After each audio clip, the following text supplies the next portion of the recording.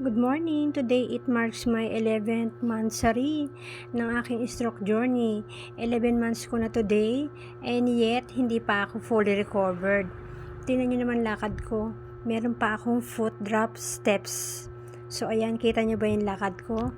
So ayan, sana next month for my 1-year anniversary ng aking stroke journey, sana diretso na yung lakad ng paa ko.